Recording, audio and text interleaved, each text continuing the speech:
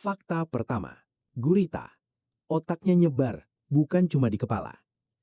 Kalau kita ngomongin hewan paling aneh secara biologis, gurita hampir selalu masuk daftar teratas. Bukan karena bentuknya doang, tapi karena cara kerja otaknya benar-benar beda dari makhluk lain. Sebagian besar hewan punya otak pusat yang ngatur semua gerakan. Gurita enggak. Sekitar 500 juta neuron yang mereka punya, lebih dari setengahnya justru ada di tentakel. Artinya, setiap tentakel bisa merasakan, memutuskan dan bergerak sendiri tanpa harus nunggu instruksi dari otak utama. Jadi saat satu tentakel lagi ngoprek batu, yang lain bisa fokus nyari makanan. Ini bikin gerakan gurita super fleksibel dan spontan. Bahkan kalau satu tentakel dipisah dari tubuhnya, refleksnya masih jalan sementara waktu, kayak hidup sendiri. Gurita juga dikenal jago kabur. Mereka bisa buka tutup botol, masuk celah kecil, bahkan keluar dari akuarium tertutup. Dan ini bukan trial and error asal-asalan, tapi hasil observasi. Belum selesai, gurita juga punya memori jangka pendek dan panjang. Mereka bisa ingat solusi yang pernah berhasil, lalu dipakai lagi di situasi berbeda. Ditambah kemampuan kamuflase ekstrem, mengubah warna, pola dan tekstur kulit, gurita bisa menghilang di depan mata predator. Semua ini terjadi dalam hitungan detik. Kesimpulannya, gurita itu bukan cuma pintar, tapi cara berpikirnya asing bagi logika manusia. Otaknya tersebar, tubuhnya adaptif, dan kecerdasannya masih bikin ilmuwan debat sampai sekarang. Fakta kedua, tardigrade, makhluk mikro yang ngeyel sama kematian. Secara ukuran, tardigrade kecil banget, panjangnya bahkan sering nggak sampai 1 mm. Tapi soal daya tahan hidup, makhluk ini kelewatan batas wajar. Tardigrade bisa hidup di suhu mendekati nol absolut dan juga tahan panas ekstrem. Mereka juga kebal terhadap tekanan ribuan kali lipat tekanan atmosfer bumi. Saat kondisi jadi ekstrem, tardigrade masuk fase kriptobiosis. Di fase ini, air dalam tubuhnya hampir hilang total. Metabolisme berhenti, tapi sel-selnya tetap utuh. Dalam kondisi ini, tardigrade bisa mati suri selama puluhan tahun. Begitu kena air lagi, mereka bangun dan lanjut hidup seperti biasa. Nggak trauma, nggak rusak. Yang bikin ilmuwan makin bengong, tardigrade punya protein khusus yang melindungi DNA mereka dari radiasi. Jadi meskipun kena radiasi kosmik, perusakan genetiknya minim. Eksperimen luar angkasa nunjukin, tardigrade bisa bertahan di vakum, tanpa oksigen dan radiasi tinggi. Banyak yang balik ke bumi, masih hidup normal. Kesimpulannya, tardigrade adalah bukti kalau kehidupan bisa jauh lebih tangguh dari yang kita bayangkan. Kalau ada makhluk yang pantas disebut anti mati, ini dia. Fakta ketiga, udang mantis, kecepatan tinju di luar akal sehat. Udang mantis sering dianggap kecil dan lucu, tapi di dunia bawah laut, dia adalah petarung jarak dekat paling berbahaya. Beberapa jenis udang mantis punya capit pemukul yang bisa bergerak dengan kecepatan ekstrim. Dalam satu ayunan, kecepatannya bisa lebih cepat dari kedipan mata. Pukulan ini cukup kuat untuk memecahkan cangkang keras, bahkan kaca akuarium. Makanya banyak akuaris ogah pelihara udang mantis. Yang lebih gila, kecepatan itu menciptakan efek kavitasi. Air di sekitar capit membentuk gelembung, lalu meledak, menghasilkan panas dan cahaya kecil. Jadi meskipun pukulan fisiknya meleset, gelombang kejutnya tetap bisa melukai mangsa. 2 lapis damage, fisik dan tekanan. Matanya juga nggak main-main. Udang mantis bisa melihat spektrum cahaya yang nggak bisa dilihat manusia, termasuk cahaya terpolarisasi. Gabungan penglihatan super dan serangan brutal bikin udang mantis jadi predator yang sangat efisien. Alam kadang emang kebablasan bikin skill set. Kesimpulannya, udang mantis itu kecil, tapi kemampuannya jelas nggak sebanding dengan ukurannya. Definisi asli, jangan nilai dari ukuran. Fakta keempat, kelelawar, navigasi akurat tanpa cahaya. Banyak orang mikir kelelawar itu buta, padahal kenyataannya, mereka justru punya sistem navigasi yang jauh lebih canggih dari mata manusia. Kelelawar menggunakan echolocation, yaitu memancarkan suara ultrasonik lalu menganalisis pantulannya. Dari sini, mereka tahu posisi dan bentuk objek di sekitar.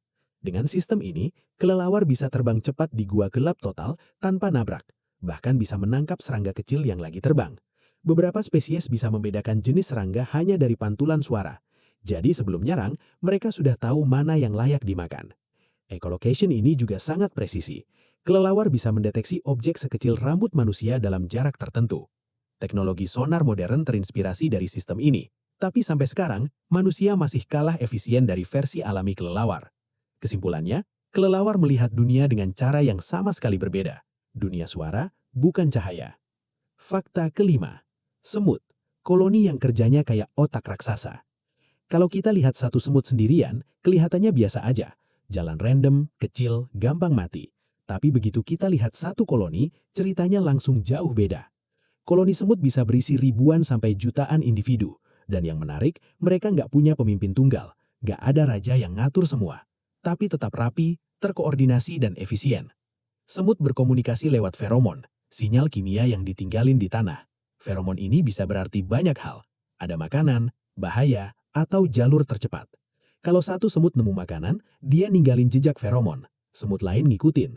Jalur yang paling cepat dan aman bakal dilewati paling sering. Jadi feromonnya makin kuat. Yang belek, lama-lama hilang sendiri. Tanpa sadar, koloni semut sedang melakukan optimasi ruta, mirip algoritma yang dipakai di sistem logistik dan jaringan internet manusia. Beberapa spesies semut bahkan bertani jamur. Mereka nanam, rawat, bersihkan jamur dari hama dan panen. Ini bukan insting satu langkah, tapi sistem jangka panjang. Kalau sarang rusak, semut bisa bikin jembatan dari tubuh mereka sendiri. Semut hidup dipakai jadi alat, yang di depan mati jadi, tapi koloni tetap jalan. Secara individu, semut itu lemah, tapi sebagai satu sistem, mereka kayak satu organisme raksasa dengan jutaan sel hidup. Kesimpulannya, semut membuktikan bahwa kecerdasan bisa muncul dari kerjasama, bukan dari otak besar. Fakta keenam, dolphin bukan cuma pintar, tapi sadar diri. Dolphin sering disebut hewan paling pintar di laut, tapi yang bikin mereka spesial bukan cuma otaknya besar, tapi cara mereka memandang diri sendiri. Setiap dolphin punya signature whistle, suara unik yang fungsinya mirip nama. Dan yang lebih gila, dolphin lain bisa memanggilnya dengan meniru suara itu. Ini nunjukin bahwa mereka mengenali individu lain sebagai si A dan si B, bukan sekedar anggota kelompok. Dalam eksperimen cermin, dolphin bisa mengenali dirinya sendiri. Mereka sadar bahwa bayangan itu adalah gue. Ini kemampuan langka, bahkan nggak semua hewan pintar punya. Dolphin juga hidup dalam struktur sosial kompleks. Ada kerjasama, ada konflik, ada aliansi. Mirip komunitas kecil manusia. Mereka bisa belajar teknik berburu baru, lalu mengajarkannya ke anak-anaknya. Pengetahuan ini bisa bertahan lintas generasi. Beberapa laporan bahkan nunjukin dolphin membantu manusia atau hewan lain yang kesusahan, bukan karena disuruh, tapi inisiatif. Otak dolphin penuh lipatan, terutama di area sosial dan emosi. Ini alasan kenapa mereka responsif dan komunikatif. Kesimpulannya, dolphin bukan cuma pintar secara teknis, tapi punya kesadaran dan hubungan sosial tingkat tinggi. Fakta keenam, gagak, otak kecil, strategi dewa. Kalau lihat gagak, banyak orang nganggepnya burung biasa. Padahal ini salah satu hewan paling cerdas di darat. Gagak bisa menggunakan alat, bahkan lebih jauh, mereka bisa membuat alat dari benda lain untuk mencapai tujuan. Dalam eksperimen, gagak bisa memecahkan puzzle bertahap. Mereka nggak asal coba, tapi mikir dulu langkah berikutnya.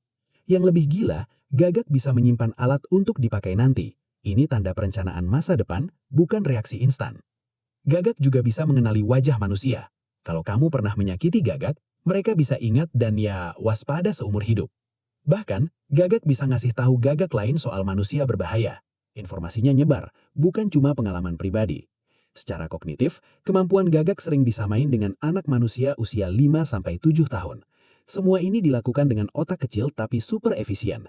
Mereka buktiin bahwa ukuran otak bukan segalanya. Kesimpulannya, gagak adalah contoh nyata bahwa kecerdasan itu soal strategi, bukan penampilan.